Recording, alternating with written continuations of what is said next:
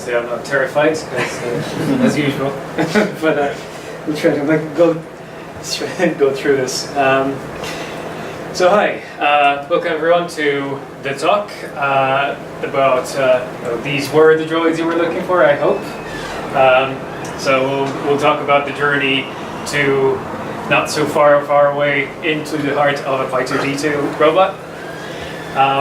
My name is Poliwoda. I'm a full stack engineer in IBM. I do a bit of a front end, do a bit of a back end, and I do a bit of things like this on a Saturday. Make a mess in the living room just to annoy the people that live with me. So let's go and introduce this guy. So his name is Poliwoda. He moves.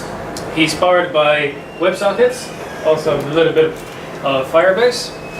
He can be controlled on through the web, through a Node app, and through the human brain, as I'll hopefully demonstrate if everything works fine. I hope he doesn't run away somewhere else into the room. Yeah, so I also use him for things like demonstrating how to code. So if you ever went to code.org, I think, code.io or something, there's a page that looks kind of like this, kind of like there's a like a R2D2 robot on it that you can control with Scratch. So I used that to do a real life R2D2, and then use Scratch on board to make him move, and use the same sort of blocks that you can show the kids to teach them how to code. So do it once a year, so, and it's pretty fun. So yeah, this is the size wasn't that. So this is what it is. Making it how it looks. It was this is version 5-ish, probably. Yes, it was rebuilt 4 times. He started off with like this little box here. Then I added in a body and struggled with the legs 4 times, and eventually, revenged of the 5th, I got it working. So now instead of me nailing in little motors onto a piece of wood, there's an actual body here. You can actually see it here.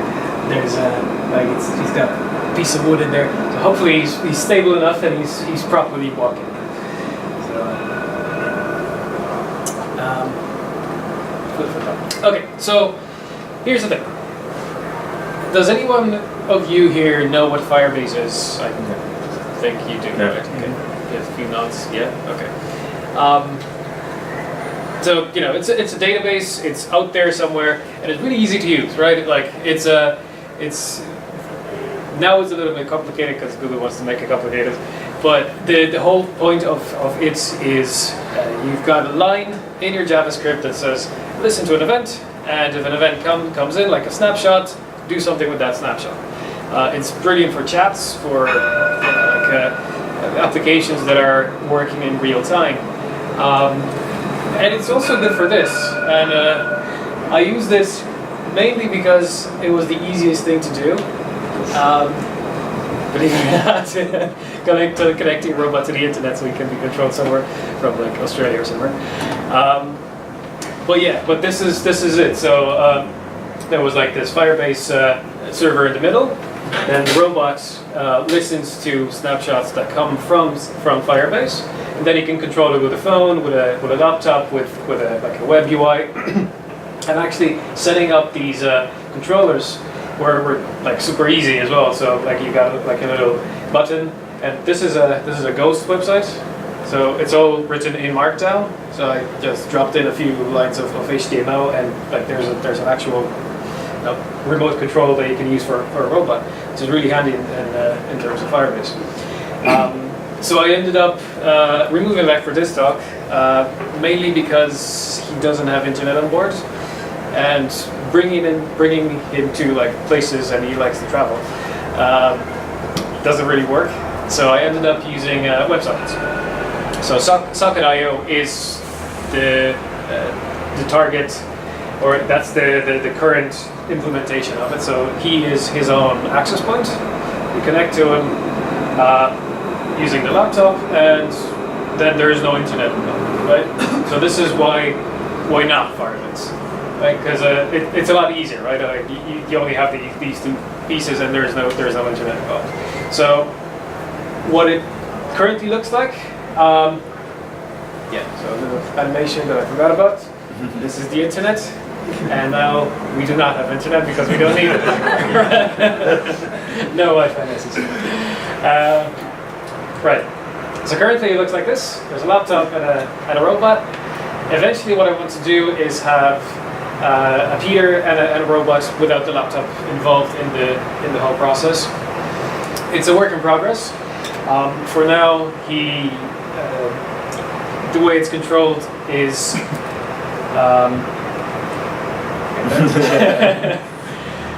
will be said in the next slide. Okay, so that's the target of what I want to achieve eventually.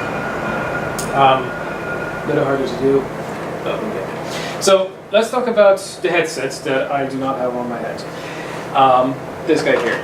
It's called an Emotive Insight.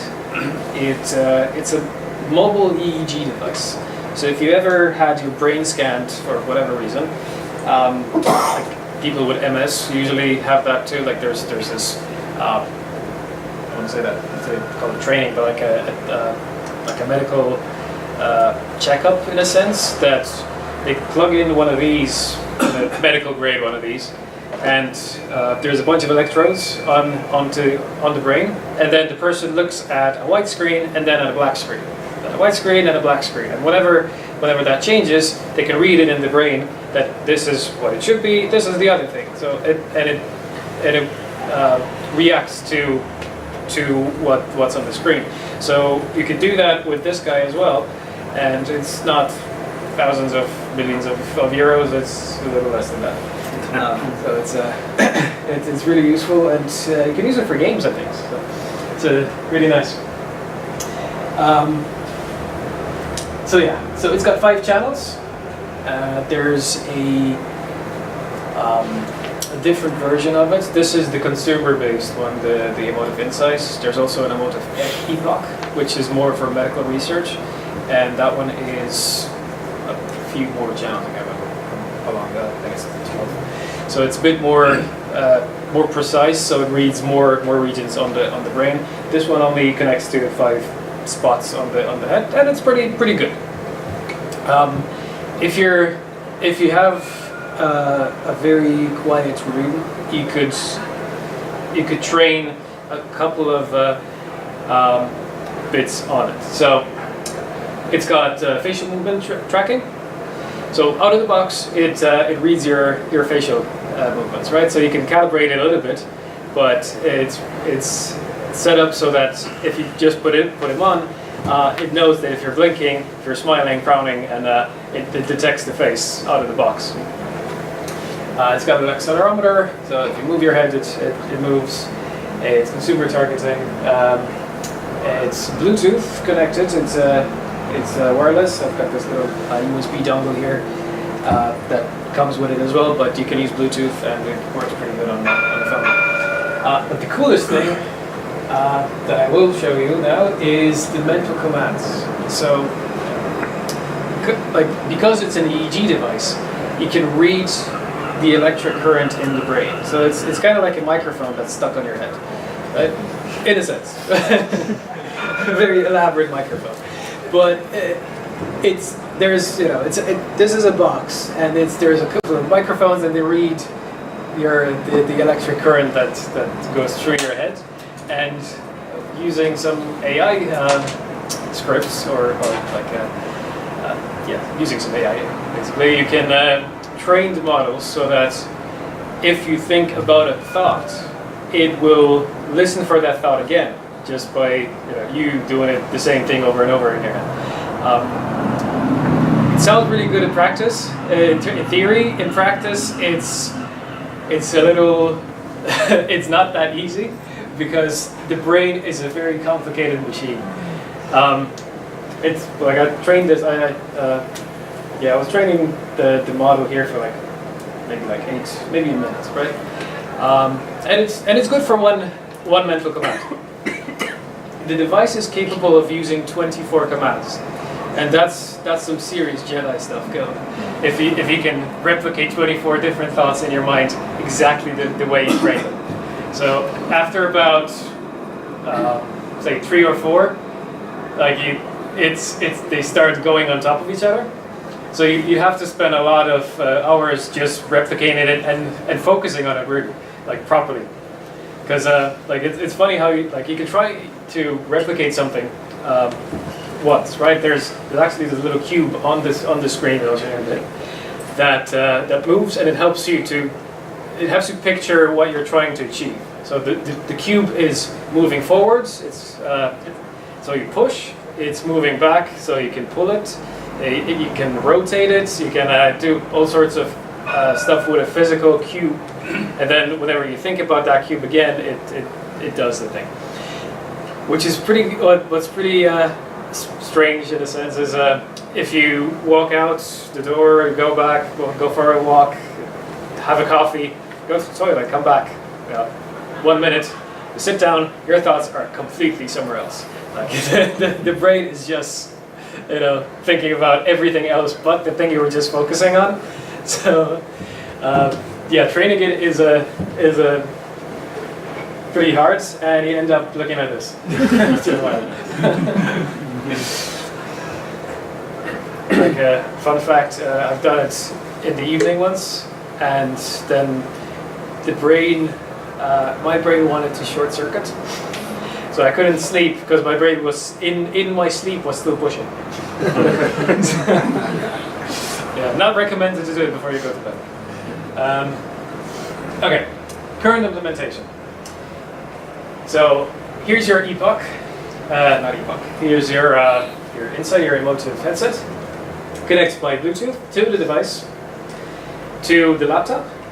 Then there's an Emotive SDK installed on the laptop that understands whatever stuff Bluetooth is sending it, and it then talks to the SDK, right? So the SDK then can do various sorts of things. In my case, there's another program on it that controls the keyboard. So you can program the mental commands that you trained before, and for that to do something with the keyboard. So, for example, send a W or an S or an X or an arrow key, so that you can do something with the program. So I've got like a little Node client. Then using Socket.io, it connects to the other Node's program, like a little application on the server, so on the actual pipe. And then this talks to the GPIO ports, which control the motors on the bottom and inputs. And then you've got a little web client that can do the same thing from the other side. So we can try both things from both sides. Hopefully it works. It's set up. I'll try to set up really quick again. Do some Jedi-like tricks.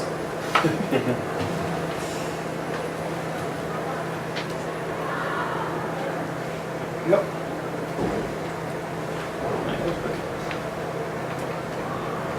Okay, so there you go. So this is the place that controls this is the SDK. This guy. Then there's your keyboard controller. And then sections, mental commands. So okay.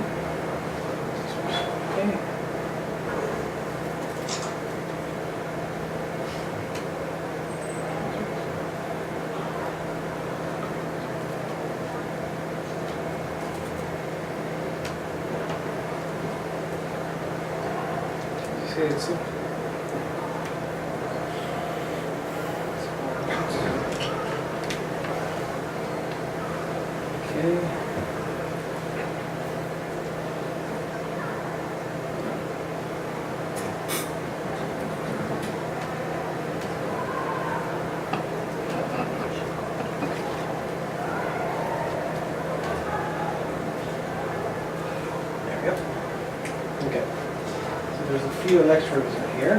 Need to connect properly.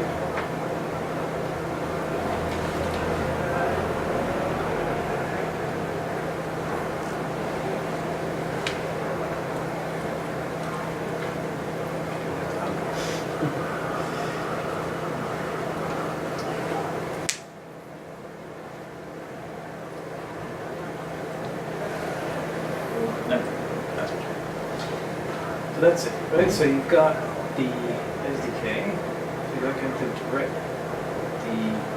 detections, okay. Here's the dimensional command. So I programmed it so that it understands the push. And so if I think about pushing, I try to replicate it. No. But if I don't think about pushing, it's going to start pushing.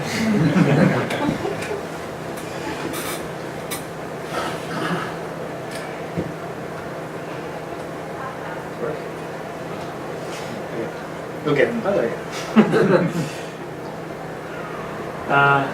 There's my mouse. So here is this guy. We can change the Wi-Fi.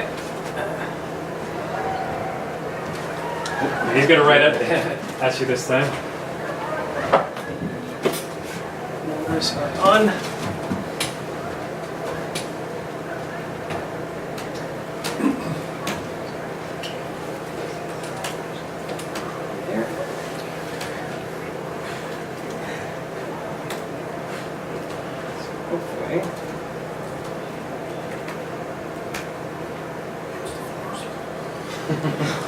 Let's try.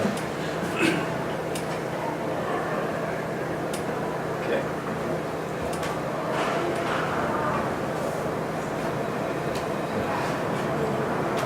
Oh, something's happening. Okay. There's 1, 2. Connected to the parts of D2. Keystrokes are enabled. So now, this is the client, that's the server. So if I start pushing, yeah, go ahead. Go ahead, Ray, do it.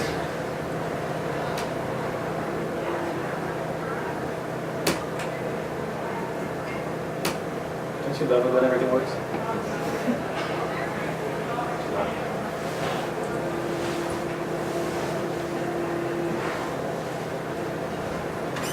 Yeah!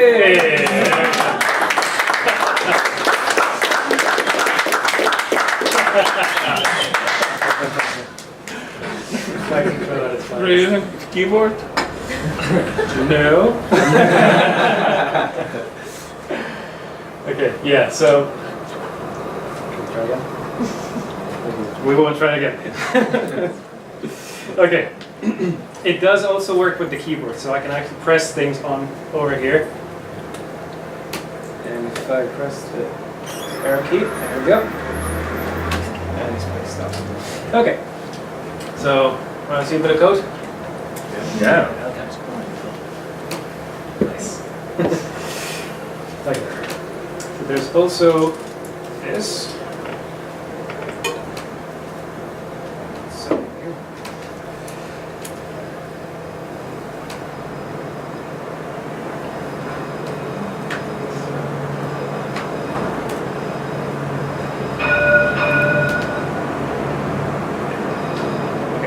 So using Firebase, you could do. Wait, you want to see this, right? So using Firebase, you could do this, and it's a really simple sort of database, right? A model that just has the direction. So you send in a.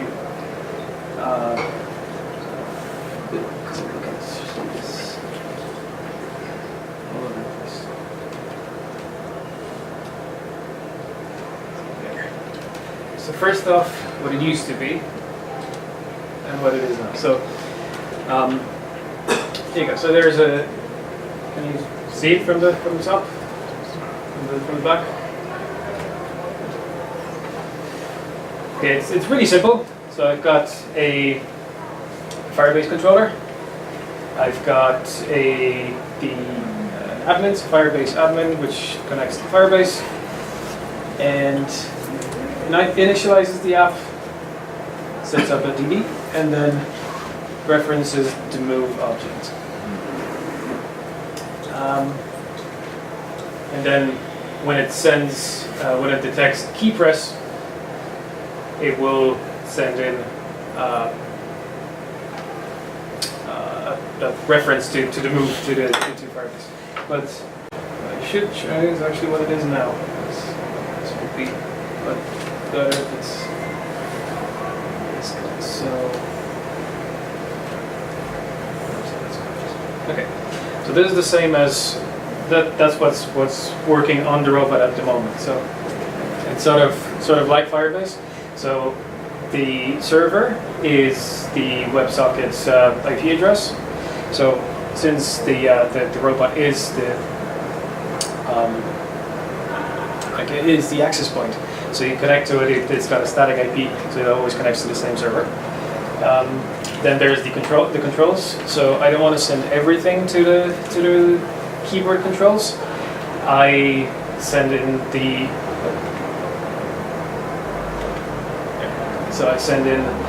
just the arrow keys and WSAD, and then the space and the X.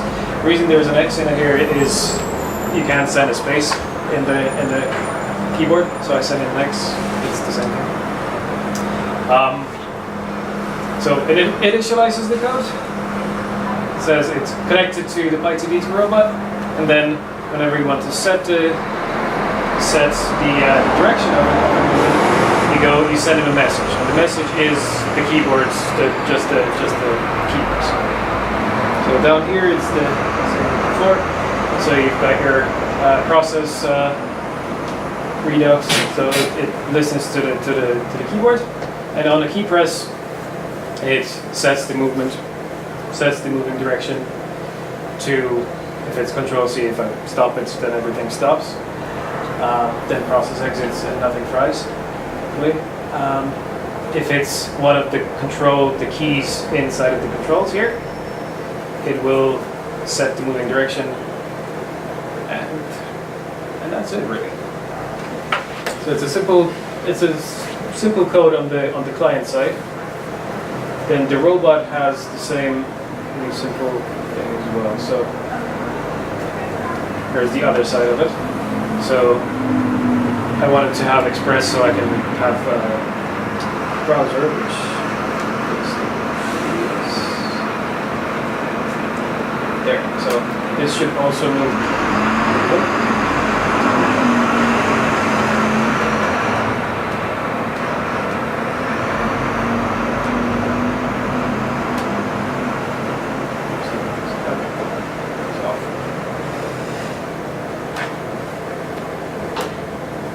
So this should also control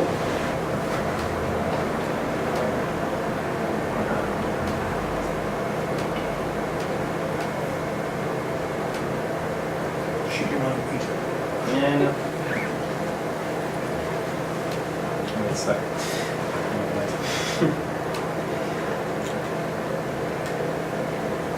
Anyway, that's why there's Express.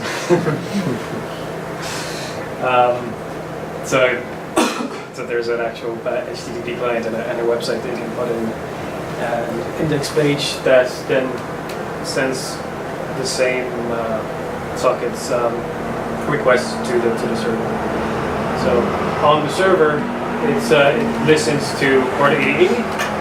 On connection, it says client connected, and on a message that was emitted, it tells the robot to move. And the robot is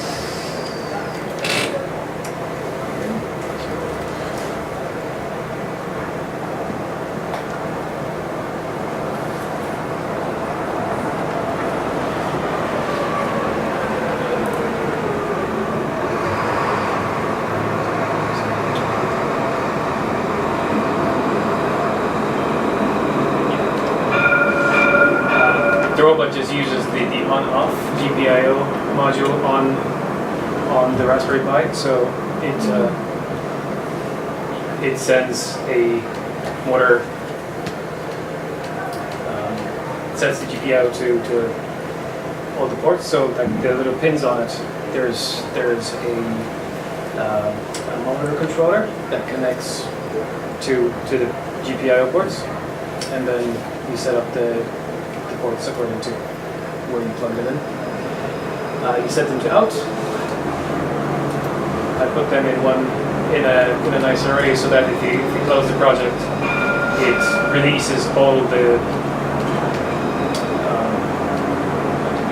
so it releases all the pins so that nothing fries. Nothing gets fried when it cleans up, and then all the movement is set up as a just motor forwards, go forwards. So sending a 1 to one of the pins, and then 0 to the other pins that it moves. Yep, so movement, key presses, then it recognizes that if there's a W or an L, go forwards, if there's a down or an S, go backwards. So. Cool. Okay.